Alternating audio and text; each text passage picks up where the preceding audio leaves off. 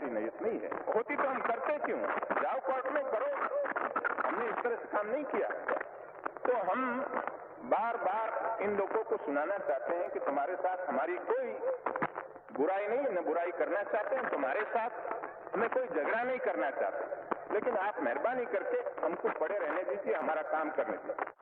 Please keep quiet. You want me that I should talk to you in English. I shall obey your command.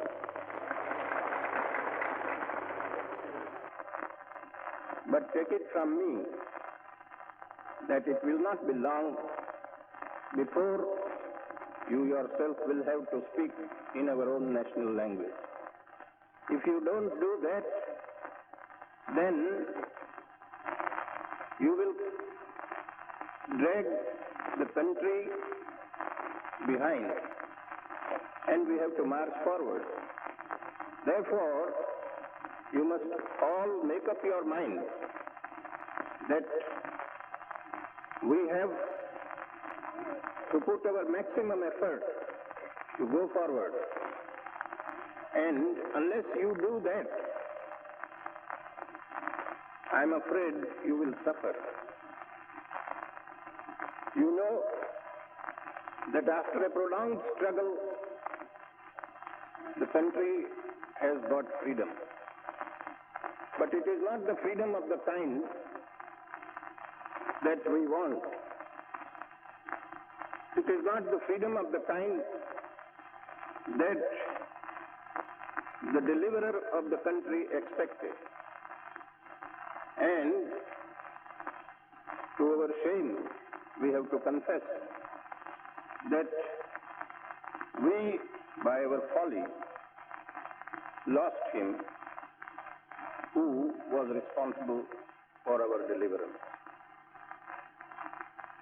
Now, after his going, we must pay penance and at least try our best to be fit to deserve the freedom that is obtained for us. You know that free India is only a child of a year and a half. It has yet to learn to walk, and it has to grow, it has to be strong, and its future depends upon how we build it today. Therefore, we have to nurse it carefully, and we have to feed, clothe, and strengthen it properly. How can we do it? And what are we going to do for it? You must remember that it is our great good fortune that we have in our lifetime got an opportunity which few people get in lifetime to build our own country in our own fashion. And the future history will record what we are doing today. So, it is up to you to realize what is our responsibility and what the country needs today. The first requisite of building a strong, free India is unity and peace. If there is no unity in the country, then the country is bound to go down. And therefore, we must first adjust our differences in such a manner and behave in such a manner that there would be complete harmony and peace in the country. You cannot expect the government continuously to maintain peace by force. It would be an evil day when in this country the government would have to use permanently repressive measures. Today, we are passing through a period of crisis, and our young men have not, in their impatience, not realized that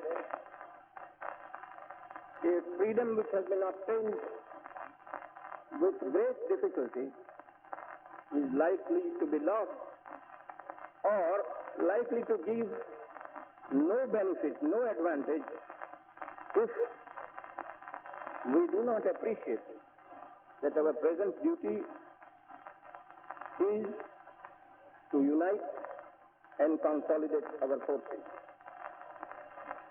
We lost our leader because we forgot that very first lesson. And even after his going, if we do not realize that in unity lies our strength, then we'll have greater misfortune. I hope and trust that the country has learned a good lesson from that. Now, as I say, the first requisite is unity and peace. For unity, we must forget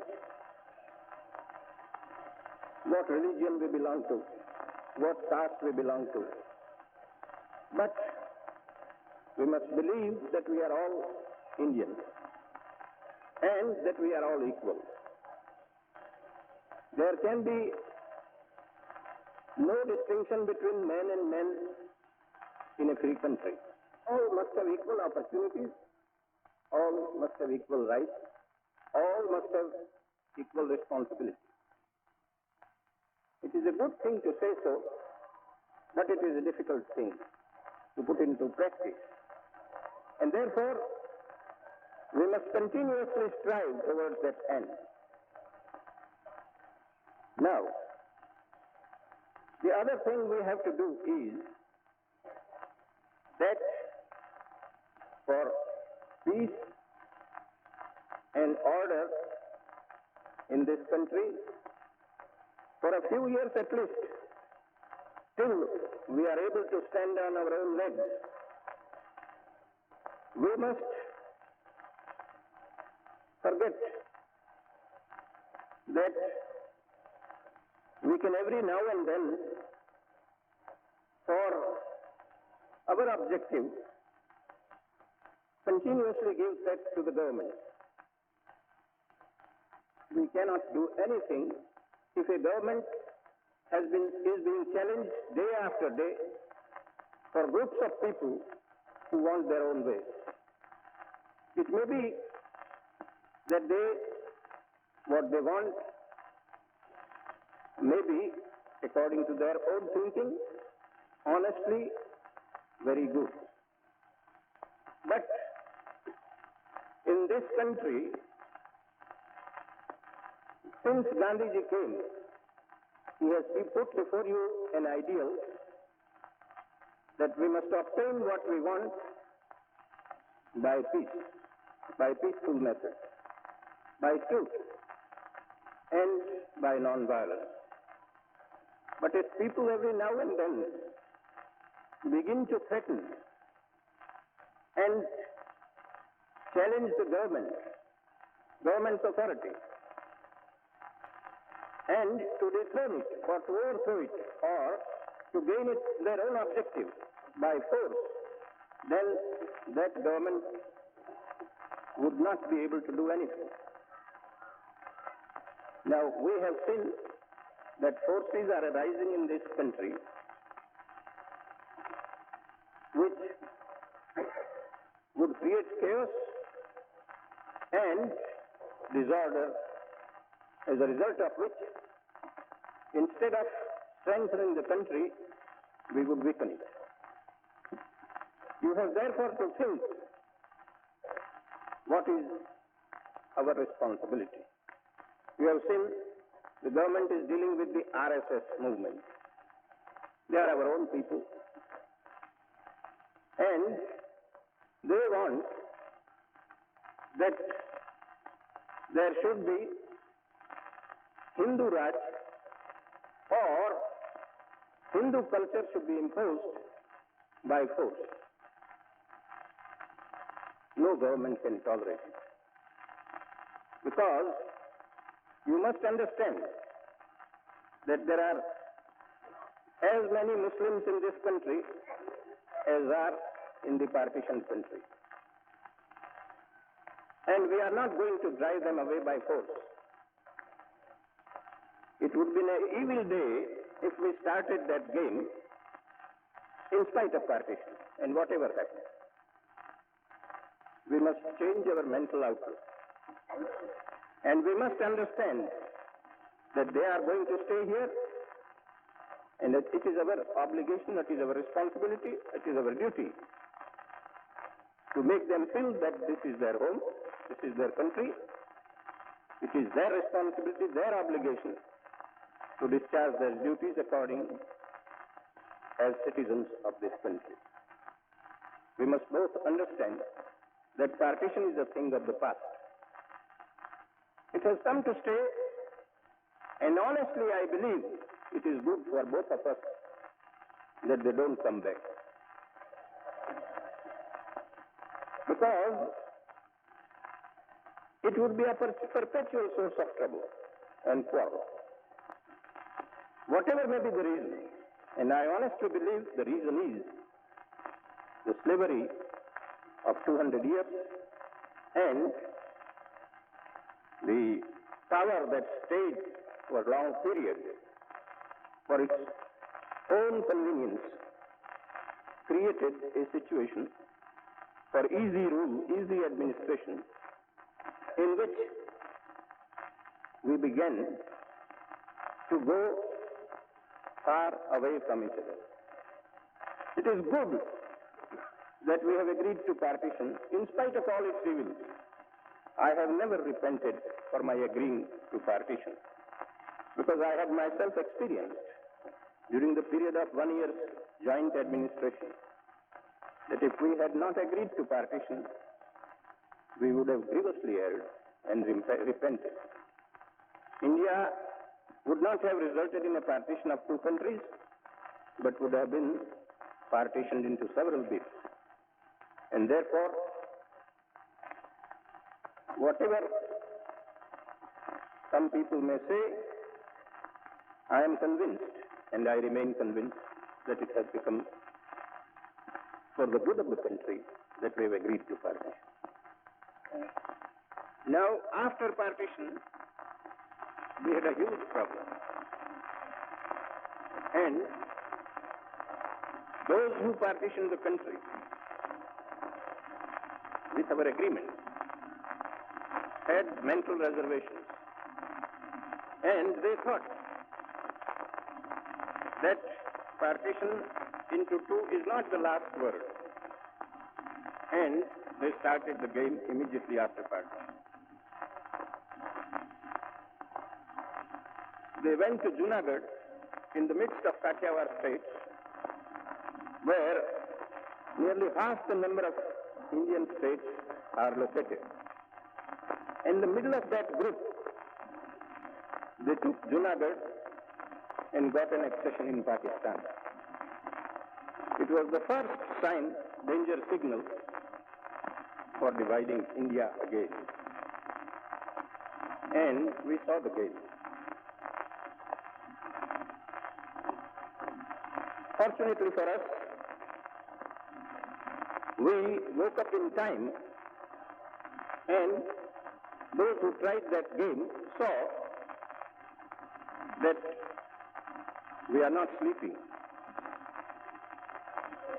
Then you saw the Kashmir trouble. simultaneously. There also, although there were many difficulties, the government of India, with all its difficulties and impediments, got the situation under its control rapidly. And I should say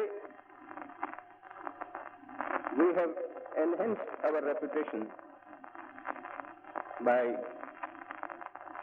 sending our army there, which has, in spite of its Indianization completely, has proved its mettle and has proved its worth.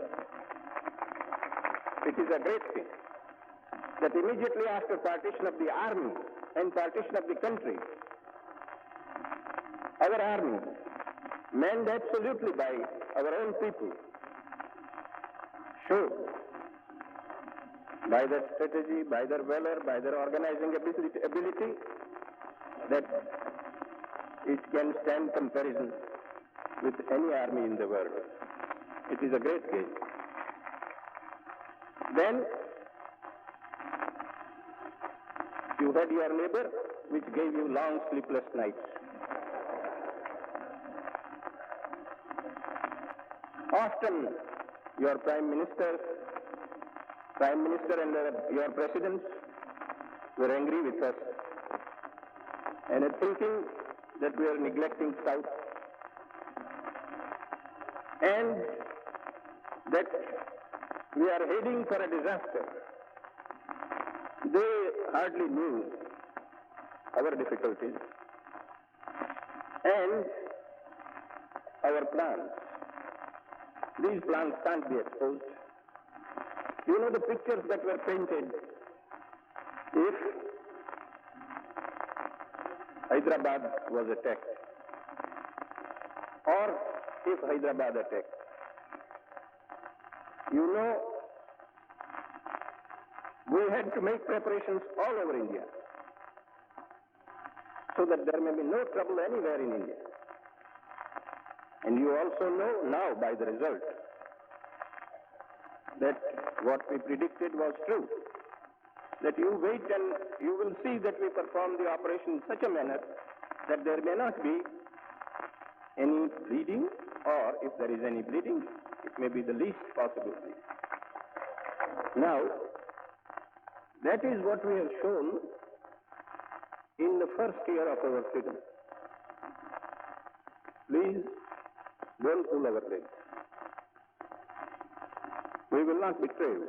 Trust us. You are impatient. You want more wages for the labor. What do we want? Do we want to starve labor? Why? Are we foreigners? Are we businessmen? Some people say we are capitalist agents. Yes. I have said so and I say it now, that since I joined Mahatma Gandhi, one thing I learned from him, that a public man, if he has to have its proper place, he shouldn't keep any property. And I can challenge any socialist or any communist to play the game with me. I am prepared.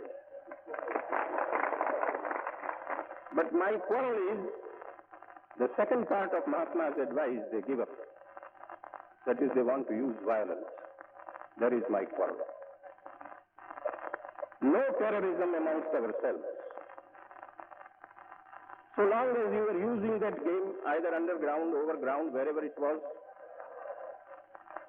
when we were under a foreign power, we made allowances for it.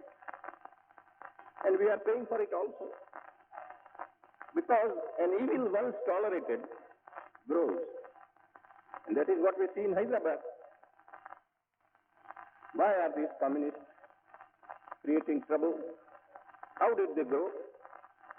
Because the Hyderabad government was foolish enough to allow it to grow for its own safety, for its own security. And we had no control then to suppress them. And what is it that we see there.